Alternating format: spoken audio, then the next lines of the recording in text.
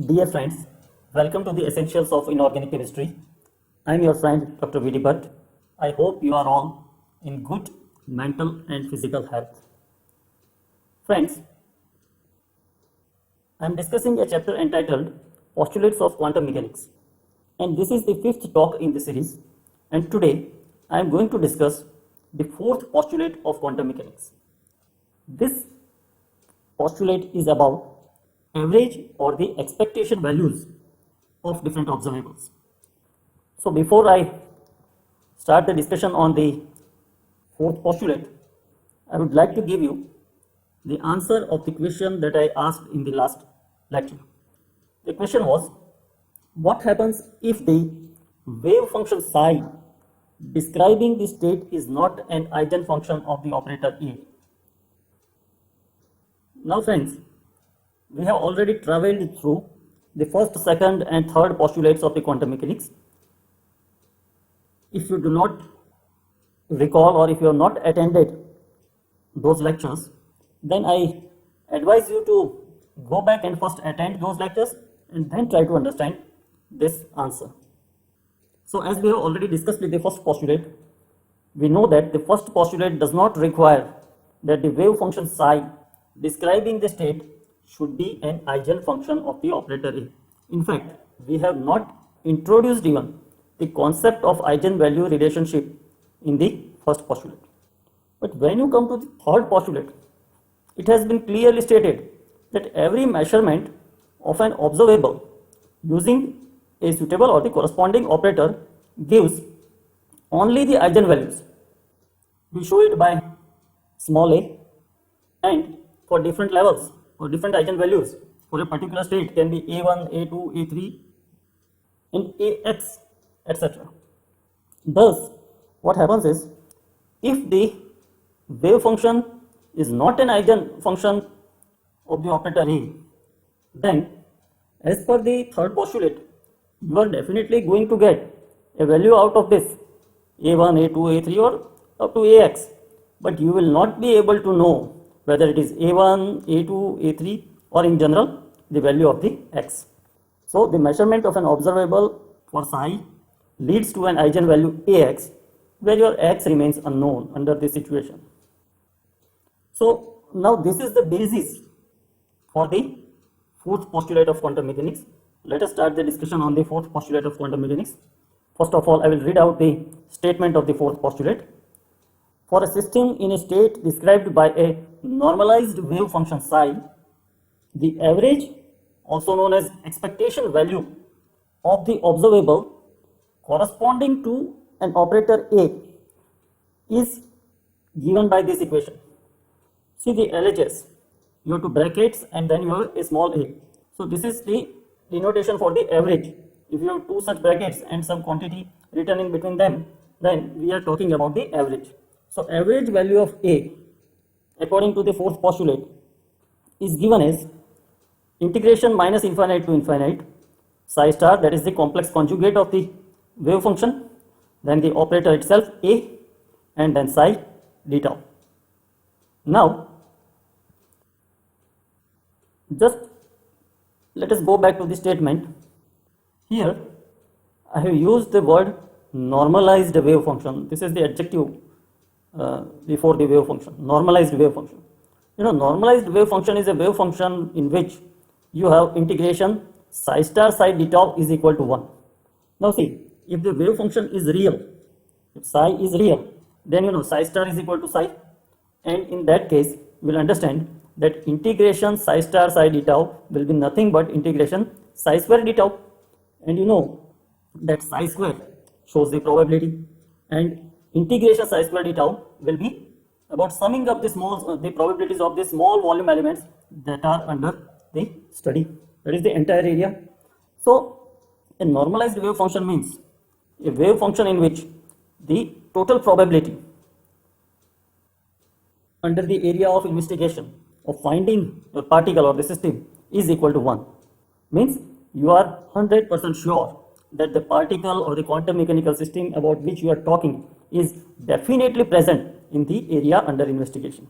So that is called normalized. So The equation is, again I will tell you, integration psi star psi d tau is equal to 1. So for a normalized wave function, the average is given as integral minus infinite to infinite psi star a cap psi d tau.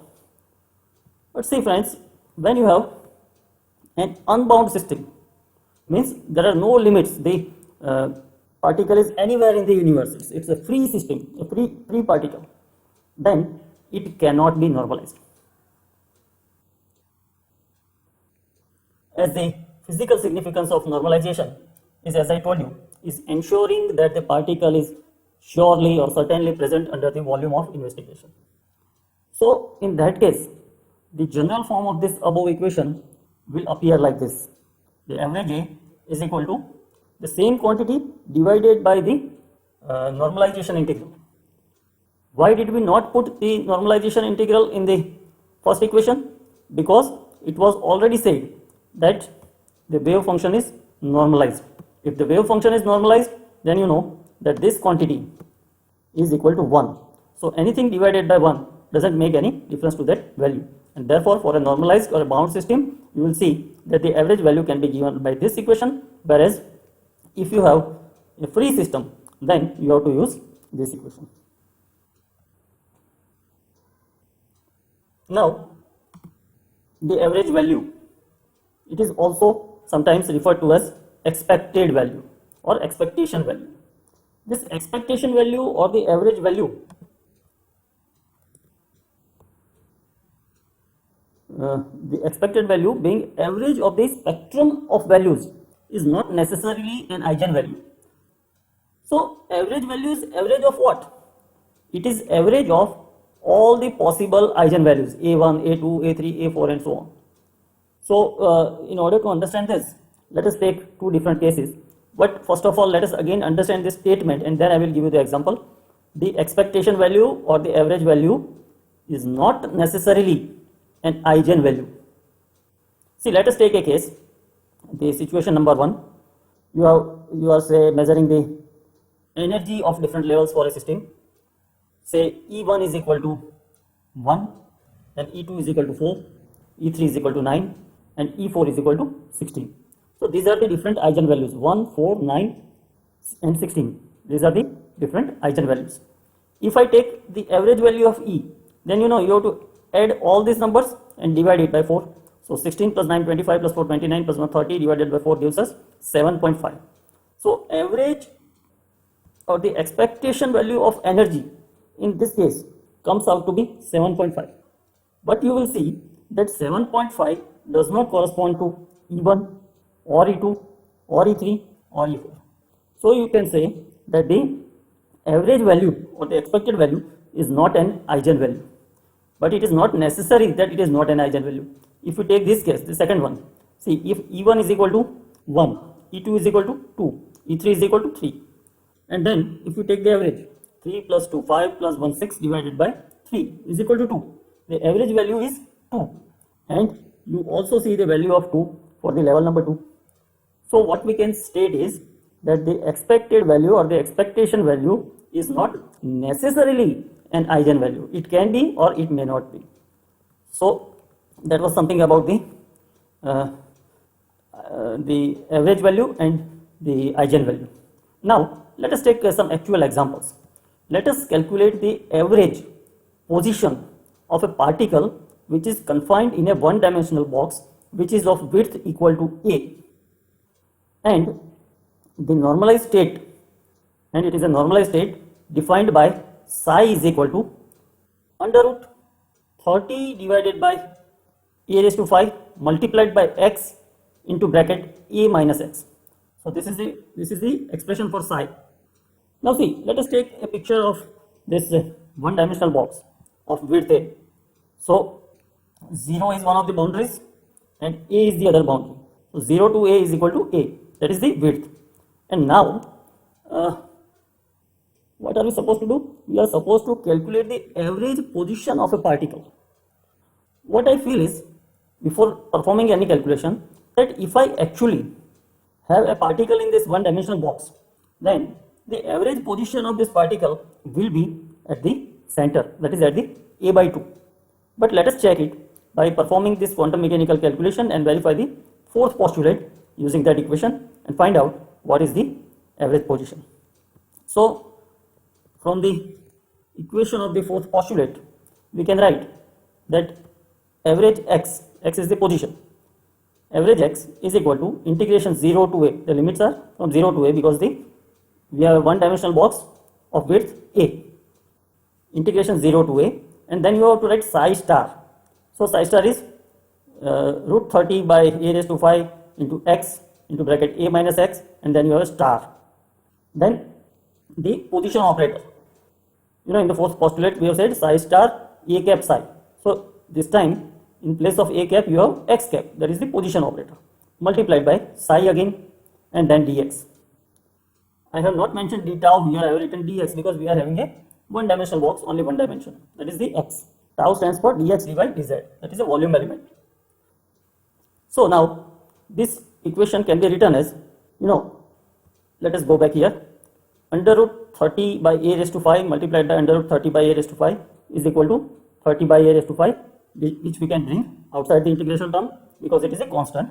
And then you will see that you have 3 times x, 1, then this x cap is also x, and then you have third x. So it is x cubed, and then you have 2 times a minus x. So you can write a minus x square dx. And you know that this wave function root 30 by a raised to 5x into a minus x is a real function, and therefore the complex conjugate, that is psi star, is same as psi. Therefore now I can remove this star.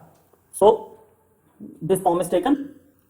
Next, you know that a minus x whole square gives a square minus 2ab plus b square.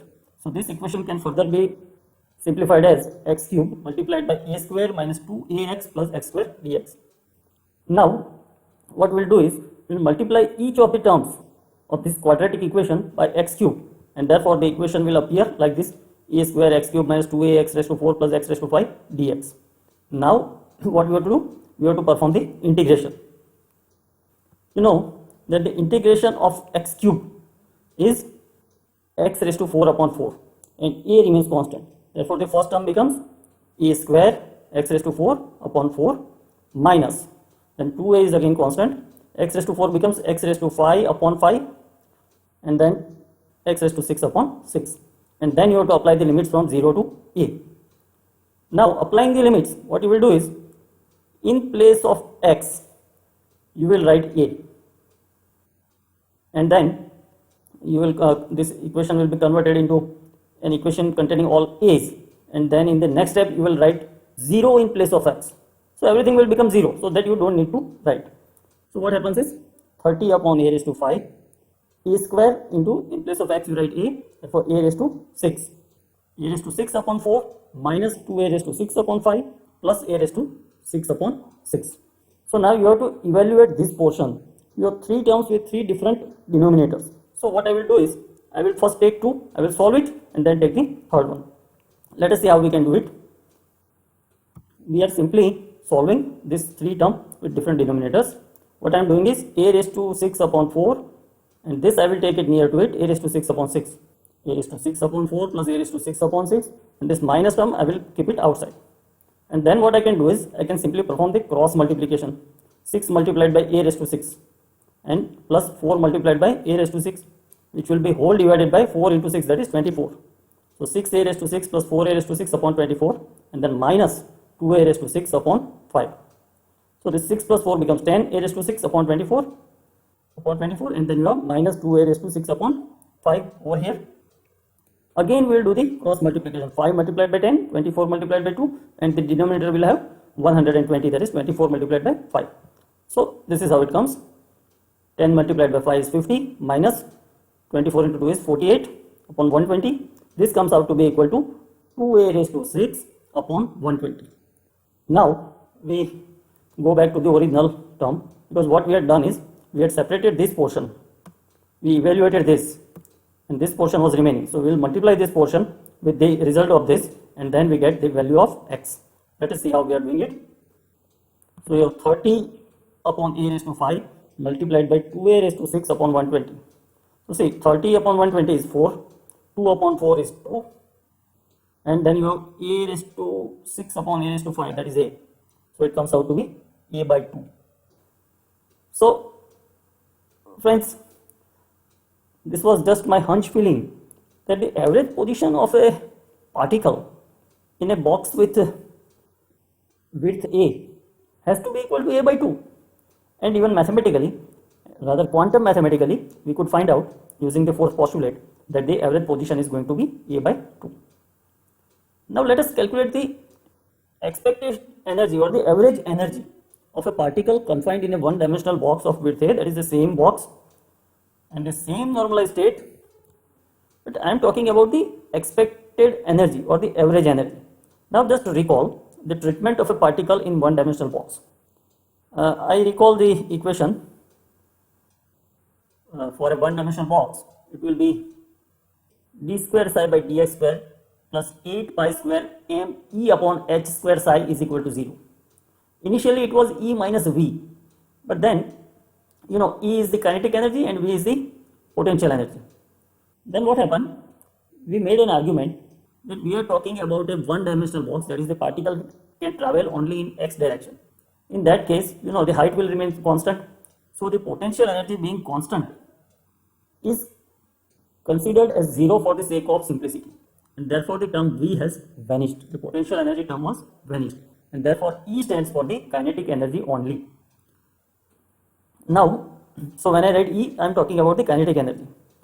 Again, applying the equation for the fourth postulate, this time I can write like this: the expectation value E is equal to integration of this psi term, and then you have to put the operator for the E, and we know that it is minus h cut square upon 2m, and then double differential d square by dx square, and then again your psi. This could have been psi star, but psi star is same as psi. Here also I could have put up a cap, but that is not required. That doesn't change the mathematics, and that's why I am not putting it. Now this expression can be simplified as, you can have 30 by a5 with this square root removed, that is already done, and then in the operator part also you have minus h cut square upon 2m, which can be brought out. So that is what I have done, minus 30 h cut square upon 2m into a raised to 5, and then integration x into a minus x, and then your d square by dx square and ax minus x square dx. X into a minus x is nothing but ax minus x square. Now see, this 30 by 2 will become 15, so I will write it as minus 15 upon h cut square upon m a raised to 5. Then you have integration 0 to a, x into a minus x is on the left hand side, we are not touching it, but we have to perform the first derivative of this ax minus x square. The derivative, first derivative of ax will be a, so it is a, and x square will be 2x, so it will be a minus 2x dx. And still you have to perform one more derivative, because you are d square by dx square. So instead of ax minus x square, you are writing a minus 2x, that is the first derivative, and then you have to further differentiate this in the next step. So it goes like this. Again the remaining parts remain same, and then the derivative of a is 0, 2x is 2. So it is 0 minus 2, that is minus 2, and that I will bring it outside. So this minus and this minus will be cancelled, and 15 will again become 30. So this is how the equation takes place: 30 mh cut square upon m a raised to 5, integration 0 to a. Now your x into a minus x, that is ax minus x square dx. So that is equal to, now this time what you have to do, you have to perform the integration. The integration of ax minus x square, integration of the first term ax square by 2, see ax square by 2, and for integration for x square, x cube by 3, and the limits are 0 to a.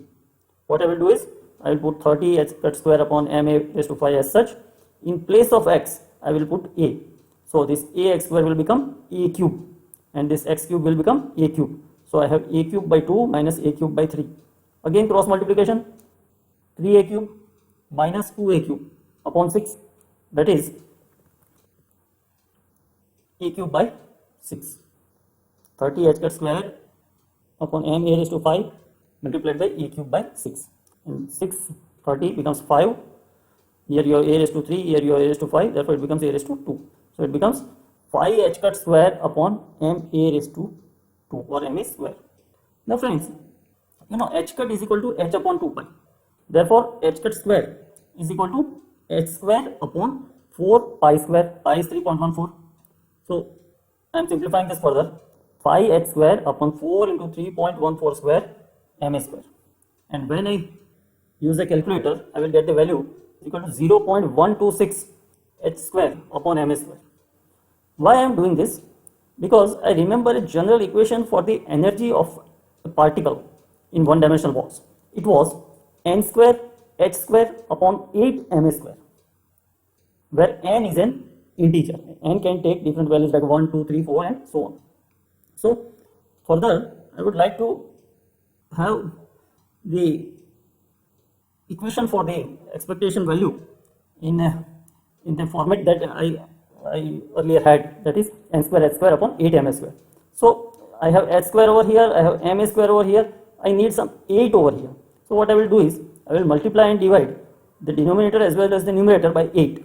So what happens? I get this 1.01 h square upon 8 ma square, and then I compare it with this general equation n square h square upon 8 ma square.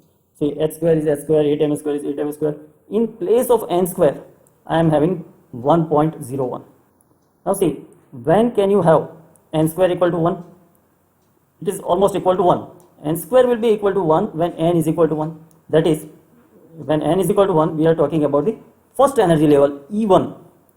So the inference from this entire derivation is that the average value of energy of a particle in one dimensional box is very near to the E1, that is the 1h square upon 8 ma square. Now friends, I can go much deeper into this topic, but then I thought, let me first receive some requests from you and then only I will go deeper. Otherwise, what I will do is I will move ahead to the fifth postulate of the quantum mechanics. But as always, before ending, I would like to give you one question for which you will get sufficient time to solve. What will be the expectation value of position for a particle confined in one dimensional box where the normalized wave function is under root 2 upon a sine n pi x upon a?